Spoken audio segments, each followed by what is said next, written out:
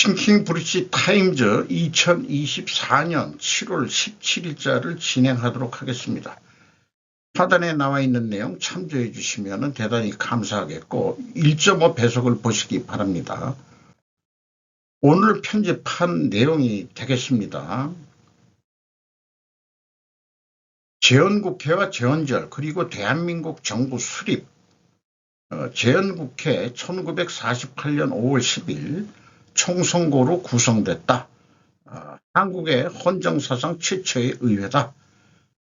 그때 이승만 대통령을 의장으로 선출을 했고 김동원과 신익희가 부의장으로 선출되었었답니다. 그리고 재헌국회의 역할은 대한민국 정부 수립을 위한 중요한 역할을 수행하는 거다. 그래가지고 재헌절은 우선은 1918년 5월 10일 날 재헌국회가 구성이 되면서 7월 17일 날 헌법이 통과가 됐습니다. 우리나라 헌법은 미국법과 대륙법을 종어를 다 갖다 붙인 거라고 그렇게 이제 저는 배웠습니다. 너무 좋아가지고 문제인 거죠. 그리고 초대 대통령은 국회에서 이승만 대통령을 간접선거로 그때 뽑았습니다. 그래서 드디어 그 옛날 중앙청 앞에서 1948년 8월 15일 날 대한민국 수립을 선포를 합니다. 그리고 올해가 2024년이니까 76주년이 되겠어요. 그 당시 그 재헌 헌법을 관보를 통해서 전문을 관보에 게재한 그런 게 되겠고, 이거는 그 재헌국회에서 그 헌법 나갈 때 이승만 그 대통령 선출되기 전에 의장인 이승만 의장이 그때는 불시를 또 한 모양이에요. 뭔가 서명하는 그런 사진인 것 같습니다.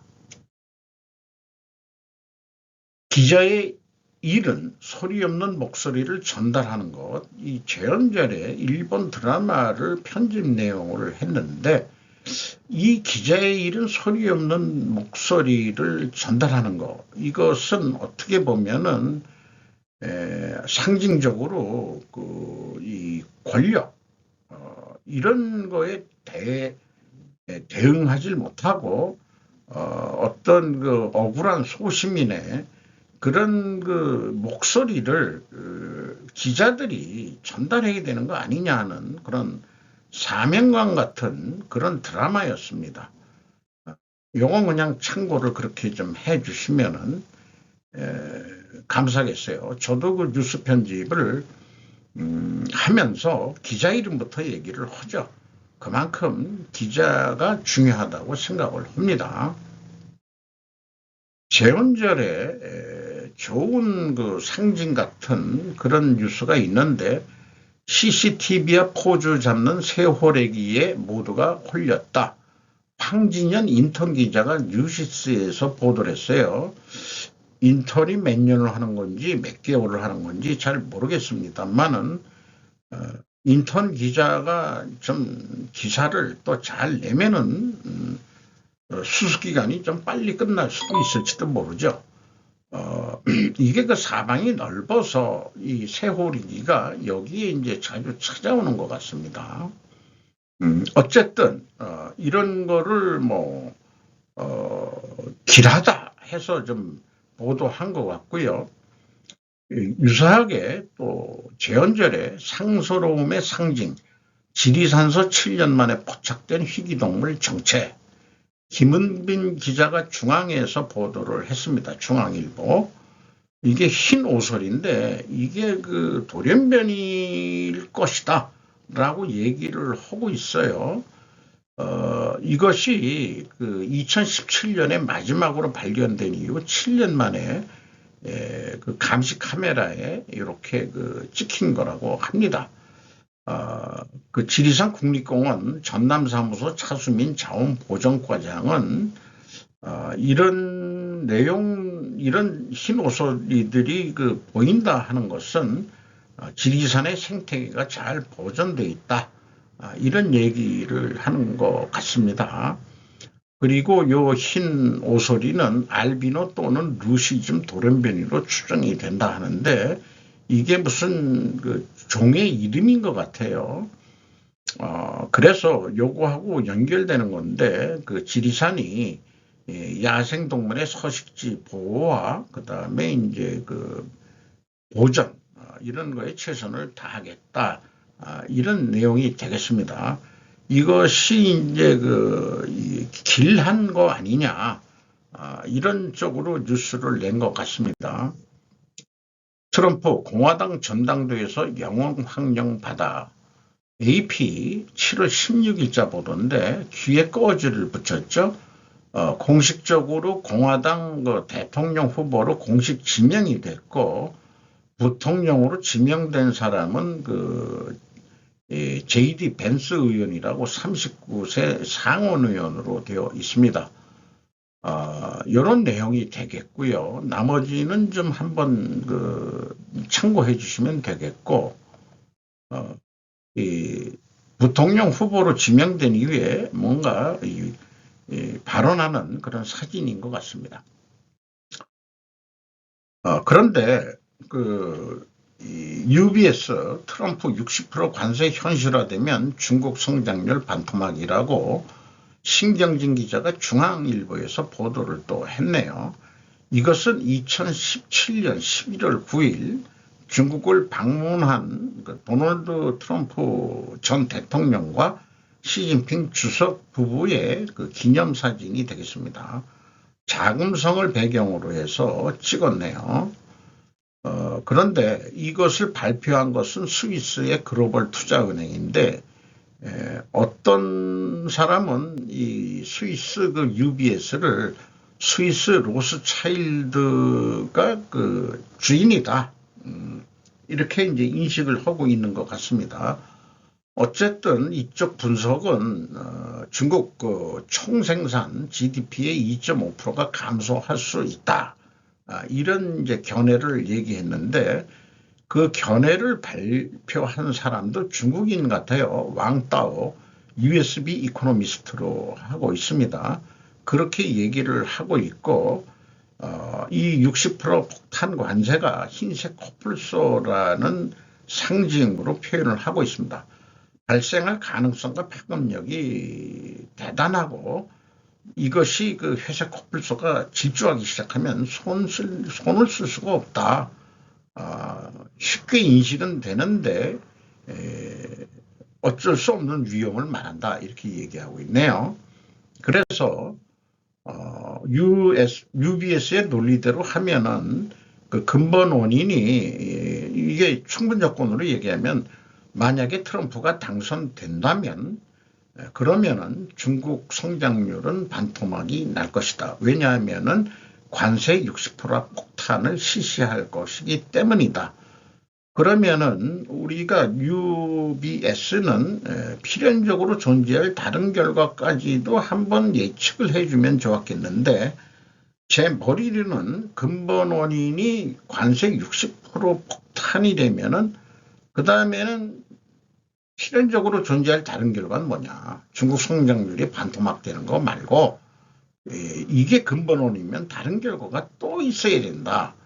이런 얘기거든요. 이것은 그 칼포포옹의 반중주의하고 같은 논리가 되겠습니다. 한번 좀 저도 계속 생각을 해보려고 합니다.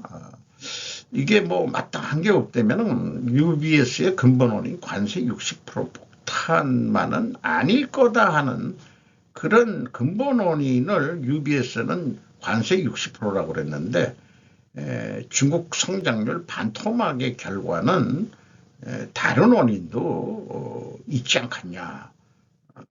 이게 근본 원인을 다시 한번 우리가 생각하고 또 생각해 봐야 됩니다. 머리를 좀 굴려 봐야 되고 우리가 생각하는 그 힘을 자꾸 키워야 될 거라고 저는 생각합니다. 어쨌든 이 내용은 트럼프가 당선이 된다면은 우리 방위산업 성장이 또 성장할 거다 하는 제목을 보고서 눌렀는데 2분기 실적이 쑥 올라간 기업들을 소개하는 내용입니다. 하나, 에어로스페이스, 그 다음에 한국항공우주, 그 다음에 현대로템, 그 다음에 LIG 넥스원. 그래서 미국 대선이 끝나는 11월까지 국제정세의 불확실성이 높아질 것으로 예상돼서 이런 불확실성은 우리나라 방산 수출에 어떤 증가할 수 있는 모티브가 될 수 있다. 이런 내용인 것 같습니다. 그런데 이 방위산업에는 군함도 있는데 조선업은 어떨 거냐. 오늘 HD 현대중공업이 상반기 수주 실적을 공시를 했습니다. 100만 불인데 그러면은 100만, 1000만, 억, 10억, 65억 9,700만 불 수주를 했는데 이게 전년도 상반기보다 9.2%가 감소했습니다. 그런데 현대 미포조선은 44조 5천만 불인데 맞죠? 100만, 1000만, 억, 10억. 조가 아니지. 44억. 조라고 큰일 날 뻔했네요. 44억 5천만 불. 무려 82%가 수주 증가가 했습니다. 그런데 LS 마린 솔루션이라고 코스닥에 등록되어 있는 기업인데 매출은 상반기에 520억으로서 전년 상반기보다 무려 96.2%나 증가했는데 영업비용은 제가 산출해낸 거예요. 영업이익만 얘기하거든요. 자, 매출은 증가했는데 영업이익이 55.7%가 감소했다. 그러면은 매출원가 플러스 판매관리비 토탈 영업비용이라고 얘기를 한다면은 150.8%나 크게 증가했다. 그러면은 매출은 증가해도 영업이익은 팍 거꾸로 더 내려갔다. 그러면은 결국은 뭐 판매관리비 이런 걸 빼고 매출원가가 크게 상승했다고 판단되는데 공시가 되면은 뭐가 그렇게 올라갔을까? 뭐 두 가지 생각해 볼 수 있는 거예요. 재료비가 올랐냐 아니면 경비가 올랐냐 두 가지 다 분석을 해봐야 되겠죠. 중앙일보 일본판입니다. 공장 수출국 1위 한국 사람도 돈도 다 떠난다. 이게 시리즈로 낼 모양인데 한국은 수출대국이 아니고 기업 수출대국이다. 이게 미국 제조기업의 복귀를 지원하는 단체 리쇼어링 이니셔티브라는 데가 있는 모양입니다. 그게 5일 내놓은 2023년도 연례보고서에 한국을 이같이 진단했다고 합니다. 2024년에 미국의 새로운 일자리가 28만 7,299개가 발생이 됐는데 그중에 14%가 한국에서 나왔다. 그래서 한국의 미국 고용 기여도는 세계 1위였다라고 얘기를 하고 있습니다. 반면 한국은 비어가고 있다 이렇게 얘기하고 있어요. 제조기업들이 미국에 공장을 짓고 동남아시아 등에 짓는 이유가 비용 절감이라고 이제 한 가지 원인만 있는데 뭐 제 견해를 말씀드리면 그런 것도 있겠지만은 한국의 민노총이 원인이 또 하나일 것 같다. 민노총도 어떤 배후 세력이 있는 것 같기도 하고 또 한국 생산 노동력 감소도 또 하나의 원인일 수 있다. 우리나라 대학 졸업자들이 엄청 많죠. 70%라고 하는데 이런 생산 근로 할 수 있는 그런 생산 세대가 대졸자들이 생산직에 들어갈 생각들은 아예 안 할 겁니다. 아마 또 화이트 칼라로서 일할 수 있는 데만 찾겠죠. 그러니까 청년 실업률도 높고 그런 게 어저께 또 뉴스에 있었죠. 그리고 외국인의 직접 투자율은 GDP 1.5%에 불과했고 한국 기업이 2018년부터 5년간 22.2%가 늘어가지고 지난해는 633억 8천만 달러가 됐고 5년간 총 3,454억 4천만 달러를 외국에 투자했다는 얘기예요. 그런데 한국 기업으로서는 한국 떠나는 게 합리적 선택이라니 기자가 이런 표현을 했다는 것은 좀 한국이 우려스럽다 이렇게 얘기를 하고 있는데 예를 들어서 OCI 홀딩스가 말레이시아에 2조 원을 들여 태양광 폴리실리콘 생산 기지를 구축한다. 그 다음에 2차 전지 소재인 동박이라고 그러죠. 구리박. SK 넥실리스는 지난해 11월 말레이시아 코타키나발루에서 공장을 가동을 시작했다 하는 것을 예를 들었습니다. 미국 간첩, 한국 간첩 그리고 일본이라는 제목으로 김지방 기자가 국민일보에서 보도를 했는데 한국계 외교통이 간첩 혐의로 미국에서 체포됐다고 17일 뉴욕타임즈가 보도했다. 전직 미 중앙정보부 CIA에 근무했던 한국계 1.5세 수미테리 미 외교연구원 수석 연구원이다. 이 수미테리라는 사람의 그 발언이 뉴스에도 많이 나왔었는데 미국 안에서는 공식 로비를 하려고 그러면은 외국 에이전트 등록법이라고 해서 파라법에 의해서 외국 정부의 공식 로비스트로 등록을 하거나 외교관 비자를 받은 사람만이 할 수 있다. 로비를 공식적으로 인정하는데 등록하고 하라 그런 얘기죠. 미국 내 연구기관이나 시민단체, 의회 주변의 주변의 로비스트들이라도 법무부에 등록하지 않고 외국 정부와 은밀히 논의하면 간첩 혐의 조사를 또 받을 수 있다. 이런 얘기가 미국 국무부의 파라법이라는 거예요. 그런데 문제는 한국은 상대적으로 한국의 간첩죄는 미국에 비해 극히 제한적이다. 적국이라고만 해야 된다는 얘기죠.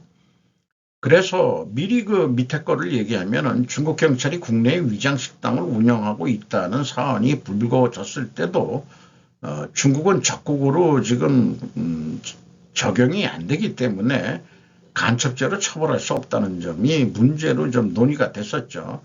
현재로서 적국은 법상 북한만 얘기를 하는 것 같습니다. 그래서 이게 그냥 다 외국이라고 얘기를 해야 되는데 이게 우리 정치하는 아새끼들이 전부 다 친중하는 애들이 많아가지고 안 될 것 같아요. 기자도 사실 외교관을 취재하다 보면 정탐과 첩보 행위 사이의 경계가 모호하다. 이런 얘기입니다. 그런데 이게 FBI에서 10년 전에 이 정보를 수집을 했는데 왜 지금에 와서 터뜨리느냐. 그 수위가 한국 정부가 뭔가 움직이는 것 같은데 마음에 안 드는 게 있었던 것 같아요. 분명히 국가정보원 직원들하고 좀 만나고 식사하고 그러는데 이게 명품 가방을 사는데 국가정보원이 대신 계산했다. 이거 뇌물이다 이거죠. 그래서 이게 간첩행위에 해당한다. 이런 얘기예요. 그런데 일본과 미국 사이에는 이런 일이 거의 한 번도 없다. 그래서 워싱턴 DC 한 관계자는 이런 교류가 미국 법이나 규정으로 제도화되어 있어 미국 정부의 예산으로 이루어진다며 일본 기업이나 정부의 공식적인 로비 활동도 막강하지만 일본과 미국의 동맹관계가 그만큼 체계적이라는 의미다. 그럼 상대적으로 지금 한국은 그렇게 못하고 있다는 얘기고 로버트 김 1996년에 사건이 있었는데 한국 정부의 대미 접근 방식은 변한 게 없고 여전히 아슬아슬하게 보인다고 꼬집었다. 아픈데 또 꼬집는 그래서 적극적인 로비 활동을 한국도 공식화해야 되지 않겠냐.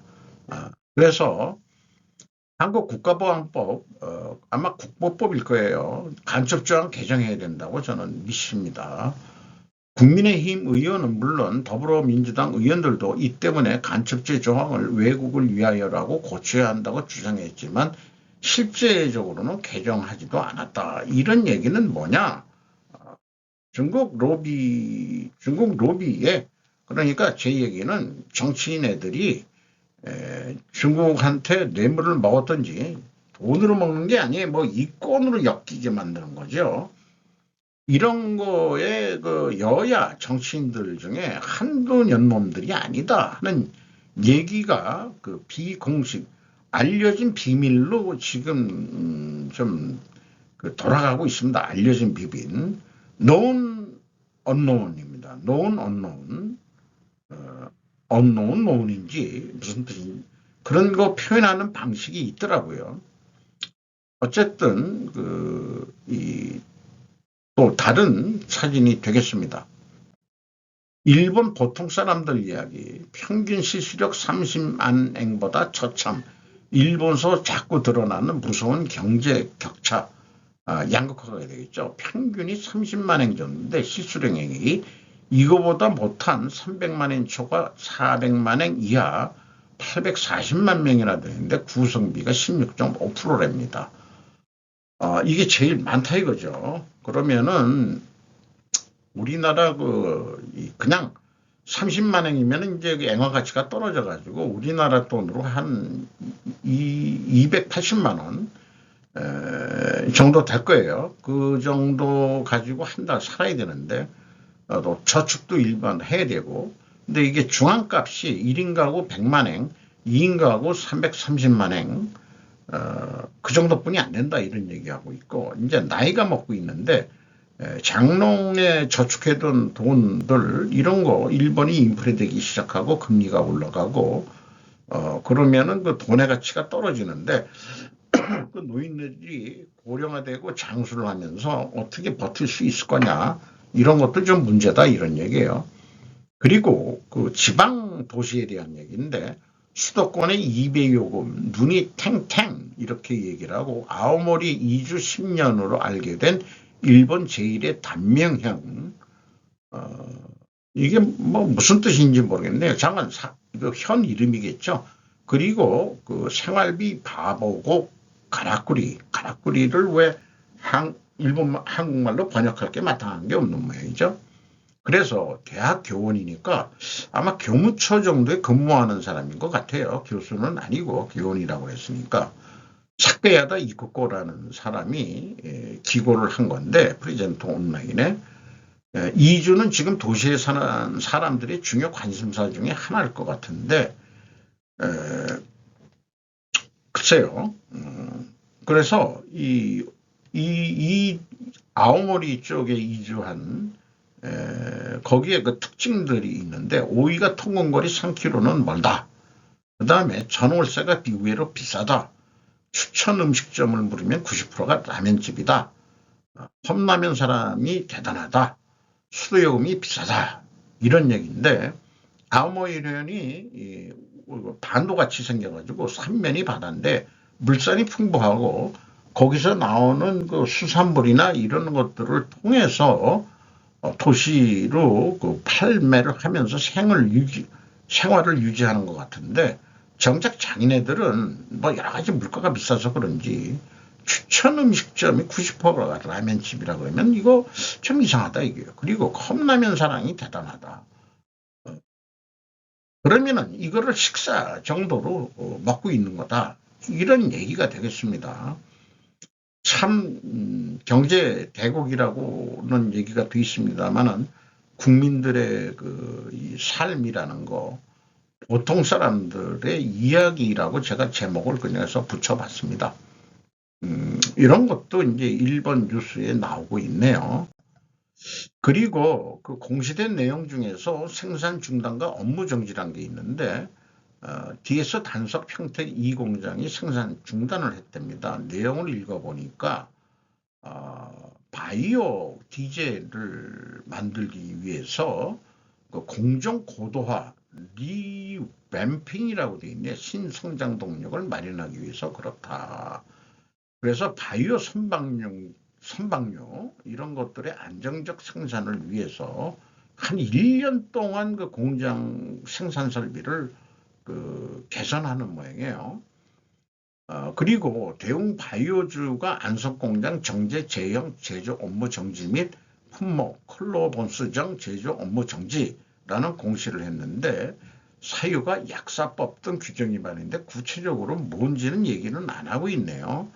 안성공장은 1개월 7일 37일 그 제조 생산 중단이나 마찬가지죠. 근데 제조 업무 정지라는 표현 안 해요. 그리고 클로범스정 제조 업무 정지는 8개월이다.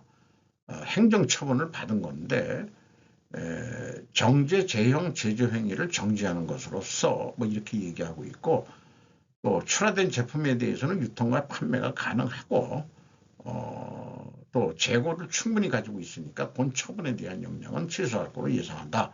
그런데 무슨 약사법을 어떻게 규정을 위반했는지 그런 것들은 지들이 얘기를 좀 해줘야 될 거 아니에요. 이런 건 공시를 안 한 거나 마찬가지라고 생각을 합니다. 이상 마치도록 하겠습니다.